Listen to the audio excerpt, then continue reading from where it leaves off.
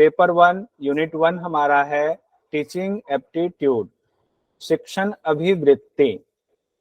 बहुत सारे क्वेश्चंस इससे आते हैं, और अगर हम इसको पढ़ लेते हैं अच्छे से टीचिंग एप्टीट्यूड को, तो पेपर 2 में जो हमारा 9th यूनिट है योग अभ्यासों की अध्यापन विधियां, उस अध्यापन विधि और इसमें कई चीजें समानता है, क्योंकि शिक्षण अभिवृत्ति है, टीचिंग एप्टीट्यूड ये भी है, बस उसमें योग से संबंधित है। तो कुछ चीजें उसमें, कुछ क्या, बहुत सारी चीजें विशेष हैं, लेकिन आधार टीचिंग एप्टीट्यूड का एक ही है। तो अगर हम इसको अच्छे से पढ़ लेते हैं, दूसरा वाला हमें पढ़ने में दिक्कत नहीं होगी, वो भी आसानी से याद हो जाएगा। टीचिंग एप्टीट्यूड में जो हमारा सिलेबस है, जो यूजीसी नेट में जो हमें पढ़ना है, उसको देख लेते हैं। उसमें क्या क्या पढ़ना है? शिक्षण की अवधारणा यानी टीचिंग कॉन्सेप्ट, ऑब्जेक्टिव्स यानी उद्देश्य, शिक्षण का स्तर, ये बहुत इंपॉर्टेंट है, levels of teaching, memory, understanding और रिफ्लेक्टिव वाला, ये इसको हम लोग याद भी कर लेंगे, आज ही पढ़ लेंगे। विशेषताएं और मूल अपेक्षाएं यानी कैरेक्टरिस्टिक्स एंड बेसिक रिक्वायरमेंट्स, आज हम लोग ये पढ़ने की कोशिश कर रहे हैं। उसके बाद बाकी शिक्षार्थी की विशेषताएं, किशोर और वयस्क शिक्षार्थी की अपेक्षाएं, शिक्षण प्रभावक तत्व जैसे है शिक्षक, सहायक सामग्री, संस्थागत सुविधाएं, शैक्षणिक वातावरण, ये भी पढ़ना है हमें। उच्च अधिगम संस्थाओं में शिक्षण की पद्धति, अध्यापक केंद्रित और शिक्षार्थी केंद्रित पद्धति, ऑफलाइन बनाम ऑनलाइन पद्धति, स्वयं प्रभा और मूक्स, इसको अच्छे से पढ़ना है। शिक्षण की सहायक प्रणाली क्या क्या है, जैसे परंपरागत है, आधुनिक है और आईसीटी आधारित है, इसको पढ़ेंगे। और इवैल्यूएशन सिस्टम के मूल्यांकन के क्या तत्व और क्या प्रकार हैं, कैसे इवैल्यूएशन होता है टीचिंग में, उसको। तो हम शुरुआत करते हैं यहाँ से कि टीचिंग एप्टीट्यूड का अर्थ क्या है। सिंपली हम यहाँ से आते हैं। अब अगर एक दो शब्दों में कहे, बहुत आसान सा, तो टीचिंग एप्टीट्यूड का अर्थ है पढ़ाने की कला। टीचिंग मतलब पढ़ाना, और एप्टीट्यूड हो गया तो कला। आपके अंदर जो टीचिंग की कला हो गई, वही आपका एप्टीट्यूड है। टीचिंग मतलब क्या हुआ? पढ़ाना, किसी को सिखाना। क्या सिखाना? उसके अंदर जो अच्छी चीजें, अच्छे गुण हैं, उसको और डेवलप करना, ताकि उसकी पर्सनैलिटी डेवलप और समाज के काम आए, देश के काम आए। एप्टीट्यूड, अब जो सिखा रहा है टीचर, उसके अंदर जो कला है, गुण है, उसी को एप्टीट्यूड कहेंगे, यानी कि पढ़ाने की कला, टीचिंग एप्टीट्यूड, सिंपल से अर्थ में। और यहाँ जो लिखा हुआ है दूसरे अर्थ में, जो कि बता दिया है, एक शिक्षक में छात्रों को पढ़ाने वाले गुणों का पाया जाना ही टीचिंग एप्टीट्यूड है, शिक्षण अभिव्यक्ति कहलाता है।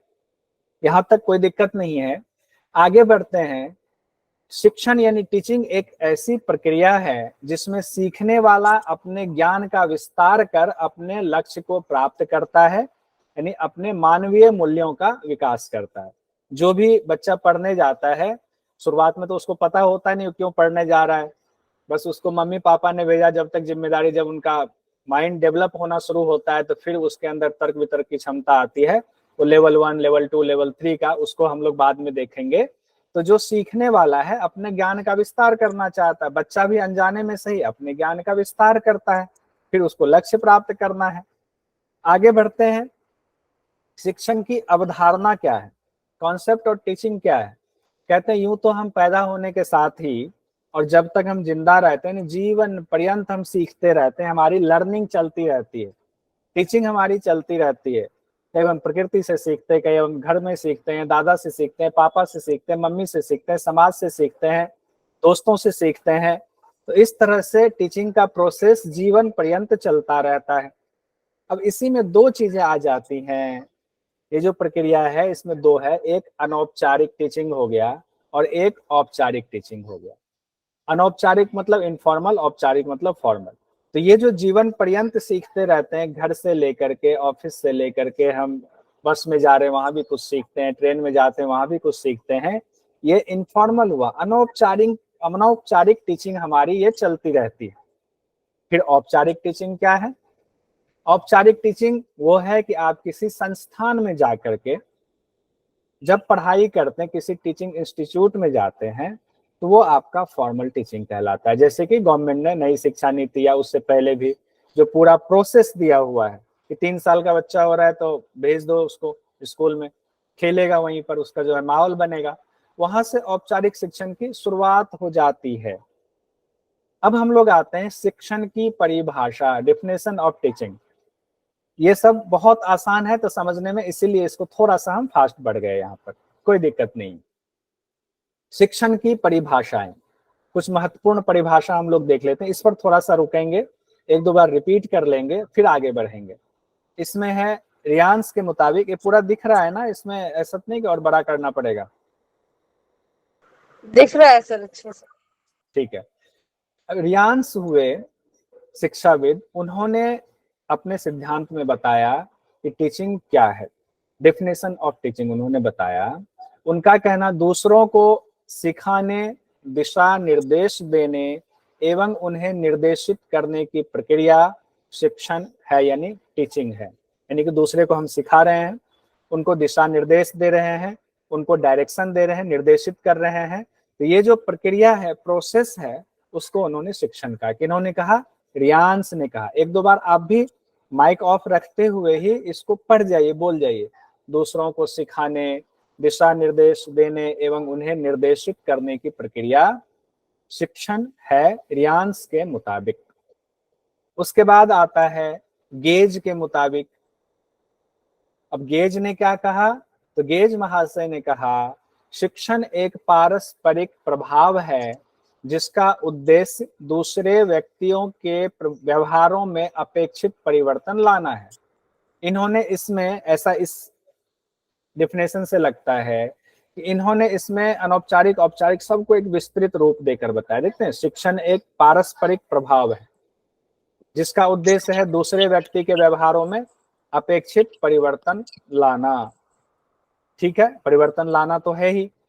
अब वीओ स्मिथ के अनुसार क्या परिभाषा है वो भी देखते हैं। वीओ स्मिथ ने कहा है, अधिगम को अभिप्रेरित करने वाली प्रक्रिया शिक्षण है। अब यहाँ एक नया शब्द आ गया, अधिगम। अधिगम का क्या मतलब होता है? अधिगम मतलब होता है, कोई बता सकता है अधिगम मतलब क्या होता है? बताइए। लर्निंग। सीखना। तो अधिगम का मतलब होता है लर्निंग। लर्निंग को मतलब सीखना, उसको अभिप्रेरित करने वाली, मतलब आपके अंदर जो सीखने की ललक है, सीखने की इच्छा है, उसको और प्रेरित कर देना और लालायित कर देना, वो जो प्रक्रिया है वो शिक्षण है, वो टीचिंग है। ये वीओ स्मिथ कह रहे हैं, छोटी सी परिभाषा में उन्होंने कहा। अब एक परिभाषा और महत्वपूर्ण है, महात्मा गांधी। इनकी परिभाषा ऐसे भी याद रह जाएगी। इन्होंने कहा, शिक्षण से मेरा अभिप्राय है बच्चे व मनुष्य के शरीर, मन और आत्मा में, देखिए शरीर, मन और आत्मा, ये हम लोगों से ज्यादा अच्छा जुड़ा हुआ है क्योंकि हम लोग योग वाले हैं। तो शरीर, मन और आत्मा, इस तीन चीज पे बड़ा ध्यान देते हैं। तो महात्मा गांधी ने कहा कि शरीर, मन और आत्मा में जो विद्यमान सर्वोत्तम गुणों का सर्वांगीण विकास करना है, वही शिक्षण है। यानी कि शिक्षण से मेरा अभिप्राय है, महात्मा गांधी कह रहे हैं, बच्चे व मनुष्य के शरीर, मन और आत्मा में जो विद्यमान सर्वोत्तम गुण है, वो कहते हैं इसमें पहले से सर्वोत्तम गुण भरा हुआ है, उसका सर्वांगीण विकास करना, उसको बहुत अच्छे से सफाई करके उसको खिला देना है ताकि उसकी रोशनी चारों तरफ है, उसका व्यक्तित्व जो है निखर कर सामने आ जाए। महात्मा गांधी की ये परिभाषा हुई। फिलिप्स एक महाशय हुए। फिलिप्स महाशय के मुताबिक इन्होंने संस्था कहा हुआ है, शिक्षण वह संस्था है, वह इंस्टीट्यूट है जिसका केंद्रीय तत्व ज्ञान का संग्रह करना। इनका कहा कि उसका जो मेन, जो बेसिक्स पॉइंट है ना, जो सेंटर पॉइंट है, कि ज्ञान का संग्रह करना, वो शिक्षण है, और उन्होंने इसको संस्था कहा है। तो फिलिप्स वाला भी आसानी से याद रहेगा। बाकी भी हम लोग दो चार बार और रिवीजन करेंगे, याद हो जाएगा, और ये आपको नोट्स भी मिल जाएगा, इसका पीडीएफ भी मिल जाएगा। रेमंड महाशय हुए। अब रेमंड महाशय ने कहा कि रेमंड का टी शर्ट वगैरह, वो क्या कपड़ा आता है ना रेमंड का, बढ़िया सूट वूट जो है सिलाते हैं, शादी में जाते होंगे, तो पुंडलिक जी की शादी होगी तो रेमंड का कहेंगे सूट सिलवाना है, तो बाराती बुलाएंगे, हम लोग भी देखेंगे, तो ये रेमंड का यहाँ से याद रखेंगे। शिक्षण को विकास की वह प्रक्रिया कहकर परिभाषित किया जा सकता है। इसको प्रक्रिया हो गया, इसको ठीक कर लेते हैं। शिक्षण को विकास की वह प्रक्रिया कहकर परिभाषित किया जा सकता है जिसमें मनुष्य बचपन से प्रौढ़ावस्था तक अपने प्रकार से अनेक प्रकार से अपने भौतिक, सामाजिक और आध्यात्मिक पर्यावरण से अनुकूलन करना सीखता है। अनुकूलन मतलब सामंजस्य बिठाना सीखता है। अब देखिए बहुत आसान है ये भी। कहा गया कि शिक्षण को विकास की वह प्रक्रिया कहकर परिभाषित किया जा सकता है, यहाँ तक तो सिंपल लाइन डाला, जिसमें मनुष्य जो है यानी हम सब जो है बचपन से लेकर के प्रौढ़ावस्था तक जो हमारा भौतिक वातावरण है, हमारा सामाजिक वातावरण है, हमारा जो आध्यात्मिक वातावरण है, उसके साथ सामंजस्य बनाना सीखते हैं। यही शिक्षण है। यहां तक हो गया। अब हम लोग जो इम्पोर्टेंट, बहुत ही इम्पोर्टेंट ये 3 है, इसको हम लोग अभी याद भी कर लेंगे। परिभाषा तो बाद में भी याद करेंगे, अभी जितना हुआ उसको देंगे तो आप लोग जो रिपीट कीजिएगा। जरा ये लेवल देख लेते हैं क्या है। 3 इम्पोर्टेंट टीचिंग मॉडल्स, इसको 3 डिफरेंट लेवल्स ऑफ टीचिंग भी कहते हैं। क्या लेवल है हम लोग समझने के लिए करते हैं। जैसे सपोज कीजिए कि हमने किसी इंस्टीट्यूट में दाखिला लिया, किसी स्कूल में दाखिला लिया, तो शुरुआत में हम गए, बहुत शुरुआती लेवल में हम जब जाते हैं तो हमारा माइंड विकसित नहीं होता है। हम शुरुआती, अभी तो डेवलपिंग कंडीशन है, ब्रेन है, थोड़ा लालायित रहते हैं कि कहाँ जा रहे हैं, स्कूल जा रहे हैं, वहाँ क्या होगा पता नहीं होता है। वहाँ टीचर आती हैं या टीचर आते हैं, वो जैसा जैसा हमको सिखाते हैं, लर्निंग कराते हैं, हम उसको लर्निंग करते चले जाते हैं। दूसरे लेवल पर क्या होता है, अभी बस मोटा मोटा बता रहा हूँ तो आसानी से समझ में आ जाए, क्योंकि इसको समझना, याद कर लेना है यहीं पर। दूसरे लेवल में क्या होता है, जब हम थोड़े और बड़े होते हैं तो उसी समय से, शुरुआत में तो जैसा उन्होंने याद करा दिया, क ख, राम जाता है, खाता है, ABCD, क ख ग घ, जो सिखा दिया याद करके उसका अर्थ नहीं पता होता है। हमें नहीं पता आ उ का क्या अर्थ है, हमें नहीं पता ABCD क्यों हमें पढ़ना है, लेकिन मैडम ने कहा है तो हमें पढ़ना है। ये पहला लेवल होता है। दूसरे लेवल में क्या होता है, हमारी मेमोरी थोड़ी सी बढ़ने लगती है, हमारी तर्क शक्ति हमारे अंदर आता है। हम ये सोचते हैं कि सेंटेंस है तो क्यों है, और कोई चीज हमें बताया गया तो उसका ज्ञान भी हो। लेकिन ये आते आते तकरीबन जब 7वीं 8वीं क्लास में, 9वीं क्लास में हम पहुंच जाते हैं तो उस समय तक हमारी तर्क शक्ति अच्छी हो जाती है। हम ऐसा नहीं टीचर ने जो कहा उसको एज इट इज मान लिया, ऐसा नहीं होता है। शुरुआती वाले में टीचर ने जो कहा वो हमने मान लिया और वैसा हमने कर दिया। दूसरे वाले में टीचर ने जैसा कहा उसके बाद हमारे मन में शंका भी होता है, तर्क भी आता है, तो हम क्वेश्चनिंग शुरू करते हैं। पहले वाले में टीचर का डोमिनेशन है, दूसरे वाले में ये चीजें 50-50 आ गया।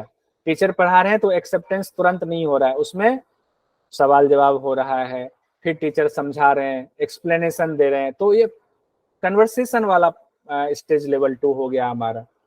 लेवल 3 का जो स्टेज है वो अपर लेवल का है।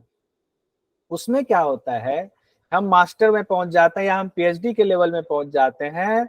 वहां पर टीचर की भूमिका कम हो जाती है, छात्र की भूमिका बढ़ जाती है। वहां टीचर क्या होता है, सिर्फ निर्देश देने के लिए हो जाता है।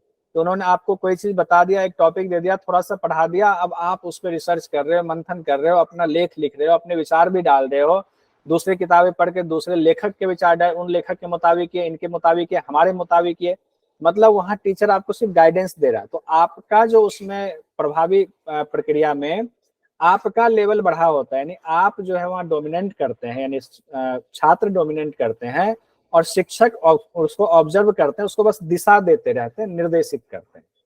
ये मोटा मोटा 3 लेवल है। अब इसके नाम के हिसाब से एग्जाम की दृष्टि से देखते हैं। लेवल 1 है, उसको कहते हैं मेमोरी लेवल। याद रहेगा, बच्चा क्या करता है, जाके रटना शुरू करता है, ABCD, मैडम ने बोला कल सुनाना है, कोई कविता है, कोई इंग्लिश के राइम्स है, उसको याद करके सुनाना है। तो उसमें सिर्फ मेमोरी का रोल होता है लेवल 1 में।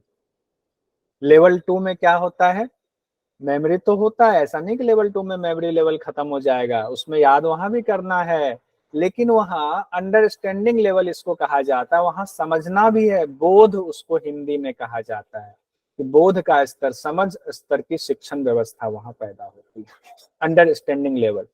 लेवल 3 जो है वो रिफ्लेक्टिव लेवल है। चिंतन स्तर, विचारात्मक स्तर की शिक्षण व्यवस्था है। रिफ्लेक्टिंग लेवल, अब उसमें जो अभी बताया कि उसमें एकदम चिंतन होता है कि पीएचडी करने वाले हैं, जो पीएचडी कर रहे हैं उनका चिंतन का स्तर होगा, वो उस हिसाब से किए जा रहे हैं। वो जरूरी नहीं कि टीचर ने कहा ऐसा करना वैसा, वो अपने हिसाब से करेंगे। टीचर ने तो टॉपिक दे दिया और उनको छोड़ दिया कि तुम अपनी चीजें इसमें डालो, उसको साबित करो और उस पर आगे बढ़ो, नई चीजें पैदा करो। तो नया चीज वहां डेवलप करा, जो सीखा, जो समझा, सीखा पहला, दूसरा समझा भी, सीखना और समझना दोनों दूसरे लेवल में है। और तीसरे लेवल में सीखना समझना तो है ही, अब जो सीखा समझा उसको वो नया प्रोडक्ट कंप्लीट बना के निकाल रहा है। अब नाम क्या है तीनों लेवल का? एक तो नाम ये है मेमोरी लेवल, दूसरा हो गया अंडरस्टैंडिंग लेवल, तीसरा हो गया रिफ्लेक्टिव लेवल, हिंदी में स्मृति का बोध स्तर और चिंतन स्तर या विचारात्मक। यहां तक समझ में आया। अब इसका नाम है, इस मॉडल को दिया किसने, ये पूछ दिया जाता है कि लेवल 1 जो है ये मेमोरी लेवल, कौन इसके प्रतिपादक है, किन्होंने दिया है? अंडरस्टैंडिंग लेवल के प्रतिपादक हैं या इनसे जुड़े हुए, नीचे आपके 3 ऑप्शन दे दिए जाएंगे। अब उसमें से चुनना है, तो याद करना है। कैसे याद करें, अभी याद कर लेते हैं। फॉर्मूला इसका हमने बनाया है, हर्बर्ट मॉरिसस गए और हंट से मिले। हर्बर्ट मॉरिसस गए और हंट से मिले। तो पहला लेवल जो है उसके प्रतिपादक हैं, मुख्य प्रतिपादक हैं हर्बर्ट, तो उसको कहा गया हर्बर्ट शिक्षण मॉडल। ये ध्यान रखिएगा, हर्बर्ट शिक्षण मॉडल पहला। उसके बाद है कहाँ गए, मॉरिशस गए। तो दूसरा जो लेवल है अंडरस्टैंडिंग लेवल, वो किससे संबंधित है, किसने उस लेवल को बनाया या किसने दिया, प्रतिपादक कौन है? तो मॉरिसन है। मॉरिशस हम बोलेंगे मतलब याद करने के लिए ऐसे फॉर्मूला, लेकिन मॉरिसन शिक्षण मॉडल, मॉरिसन। और तीसरा जो लेवल है, जो सबसे टॉप लेवल, पीएचडी वाला लेवल हमारा है, जिसमें विचारात्मक स्तर की शिक्षण व्यवस्था है, उसमें है हंट शिक्षण मॉडल। अब हंट साहब आगे, पहला हा, दूसरा लास्ट वाला हा, बीच में मॉरिशस है, दोनों हा के बीच में सैंडविच बन गया हुआ है। क्या है? हर्बर्ट मॉरिशस गए और हंट से मिल गए, क्योंकि हा है ना, तो दोनों हा मिल गया। अब जो है आगे बढ़ते हैं, अभी आप लोगों से पूछ भी लूंगा तो ये अच्छे से याद हो जाएगा। अब देखिए जो तीनों मॉडल है, लेवल 1 का, लेवल 2 का और लेवल 3 का, तीनों मॉडल के उद्देश्य हैं, उसकी संरचना है, उसका सामाजिक उसकी प्रणाली है, उसका मूल्यांकन पद्धति है। तीनों ही लेवल में ये 4 चीजें समाहित हैं। अब हम आते हैं पहला मेमोरी लेवल पर, जिसको कि हर्बर्ट शिक्षण मॉडल भी कहा जाता है। तो ये जो हर्बर्ट शिक्षण मॉडल है उसमें क्या है, स्मृति यानी कि मेमोरी की बात ज्यादा है। उसमें स्मरण स्तर पर शिक्षण व्यवस्था होती, रटवाया जाता है, रटो रटो रटो, ABCD रट जाओ, राइम्स रट जाओ। बहुत सारा बच्चा होता है ना, पूछते हो बता दो कविता बता दो, तुतलाते हुए बोलता है, उसका अर्थ पूछ दो तो उसको कुछ नहीं पता है, लेकिन उसको रटना है। तो वही चीज तो है, इतना अच्छा समझने में है। इस मॉडल के मुख्य प्रस्तावक हर्बर्ट साहब हैं, और मॉरिशस जाएंगे दूसरे लेवल में, पहले लेवल में तो हर्बर्ट साहब यही है। ये मॉडल शिक्षण अधिगम प्रक्रिया का, यानी सीखने की जो टीचिंग का लर्निंग प्रोसेस है उसका फर्स्ट स्टेज है, इसलिए लेवल 1 इसको कहते हैं, प्रारंभिक चरण हो गया। यहाँ क्या हुआ, कंठस्थ कराने की कोशिश होती है हर चीज को, बार बार तथ्यों को अभ्यास कराया जाता है, बार बार रिपीट कराया जाता है। अब बच्चा एक ही ABCD लिख दिया जेड तक, अब उसको कई दिन तक लिखना पड़ता है, फिर जो है उसको कर्सिव राइटिंग लिखना पड़ता है, रिपीट किया जाता है। सीखी हुई चीजों को उनसे बुलवाया भी जाता है। अब इसमें मूल्यांकन कैसे होता है, जो 4 स्तर है उसमें मूल्यांकन वाला पूरा हमने प्रोसेस नहीं लिया, फिर चारों लेते तो बहुत लंबा हो जाता। अब इसमें हम लेते हैं इसका मूल्यांकन कैसे होता है। तो छोटे बच्चे का मूल्यांकन कैसे होता है, मुख्य रूप से तो मौखिक ही होता है, रिटन तो उतना नहीं लिया जाता है, तो मुख्य होता है मौखिक। रिटन में थोड़ा बहुत कहते हैं ABCD लिख दो, कुछ लिख दो, शुरुआत बहुत शुरुआत, हालांकि बाद में इसमें भी चेंज होता रहता है, इसीलिए मुख्य रूप से मौखिक कहा गया है। लिखित और निबंध का भी कहा गया। तो ये मोटा मोटा है, जैसे जैसे क्लास बढ़ता जाता है मौखिक से लिखित की तरफ, फिर लिखित से निबंध की तरफ बढ़ता चला जाता है। जैसे बच्चा अगर पहली क्लास में है, मौखिक ज्यादा होगा, लिखित थोड़ा कम होगा, तो आगे बढ़ता जाए, लिखित थोड़ा ज्यादा होगा, मौखिक कम होगा, फिर निबंध मतलब छोटे वाले पैराग्राफ राइटिंग वाला होगा, क्लास बढ़ता जाएगा, ये चीजें उसमें बदलती जाएंगी। ठीक है, यहाँ तक मुझे लगता है कोई दिक्कत नहीं हुई होगी। अब यहाँ पर क्या है, लर्न मतलब मेमोरी वाली बात थी, अब आया दूसरा level, understanding level. Understanding level में याद रखेंगे, पहला वाला अपने आप समाहित है, इसमें मेमोरी अपने आप समाहित रखेंगे। तो मेमोरी जब इसमें समाहित हो गया तो दूसरा चीज और इसमें ऐड हो जाएगा, क्या, बोध, उसका समझ, अंडरस्टैंडिंग उसके अंदर अब डेवलप हो रहा है। तो दो चीजें हो गई इसमें, एक हो गया आपका उसका लर्निंग वाला, दूसरा हो गया उसका अंडरस्टैंडिंग वाला। अंडरस्टैंडिंग में दोनों चीज, यानी बोध या समझ स्तर की शिक्षण व्यवस्था। प्रतिपादक अब हर्बर्ट मॉरिसस चले गए, तो मॉरिसन जो है इसके प्रतिपादक हैं। इस लेवल में बच्चे का मस्तिष्क क्या होता है, तर्क शक्ति से भरने लगता है, तरह तरह के तर्क होते हैं। घर में भी बच्चा बहुत सारा सवाल करता है, आप एक बार में कोई चीज बोल दो, थोड़ा बड़ा बच्चा होता है, जब तक वो सेटिस्फाइड नहीं होगा तब तक आपसे तर्क वितर्क करेगा। वो चीजों को याद भी करता है और उसको समझने की भी, कोई थियरी आपने बता दी, कोई सिद्धांत बता दिया, उस सिद्धांत को सिर्फ वो याद नहीं करता है, उसको समझ करके याद करने की कोशिश करता है। समझ नहीं आया तो वो उस पर तर्क वितर्क भी करता है, ऐसा क्यों, ऐसा क्यों, ऐसा क्यों। तो इस हिसाब से वो तर्क करता है, समझता है, फिर आगे बढ़ता है।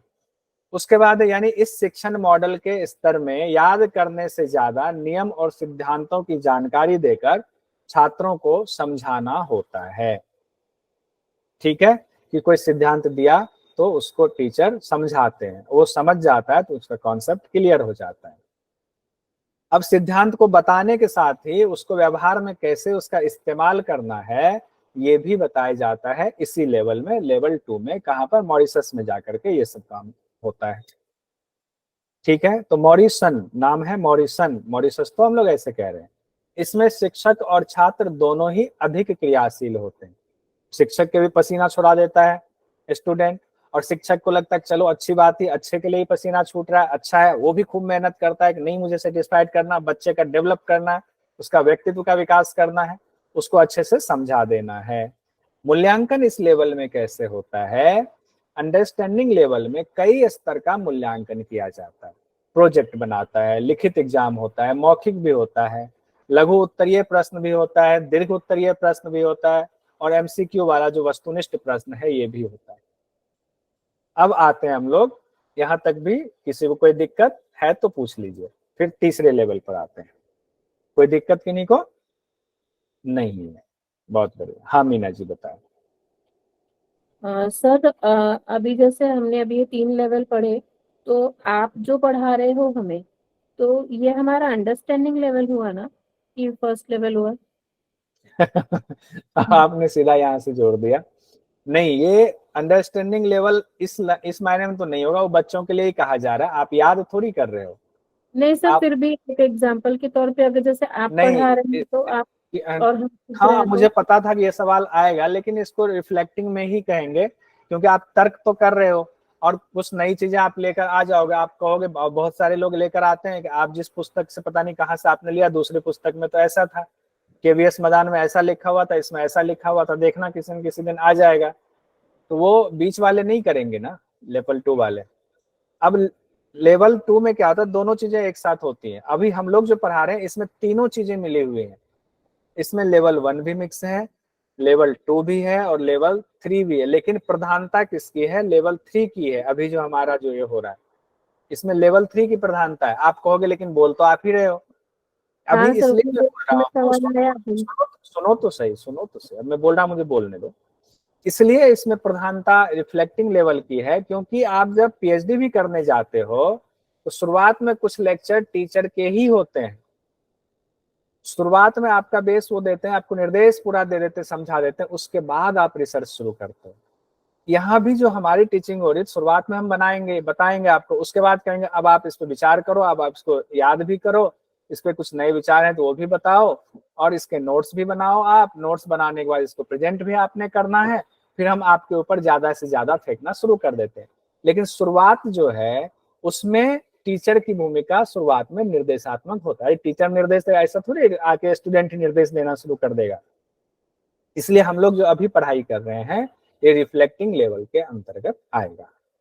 ठीक है, जी सर। ठीक है। अब हम लोग तीसरा आते हैं रिफ्लेक्टिंग लेवल में। रिफ्लेक्टिंग तो कहाँ गए थे, हर्बर्ट माह से मॉरिशस चले गए और मॉरिशस में वो हंट से मिले। तो तीसरा जो हमारा मॉडल है रिफ्लेक्टिव मॉडल है और ये हंट का शिक्षण मॉडल है।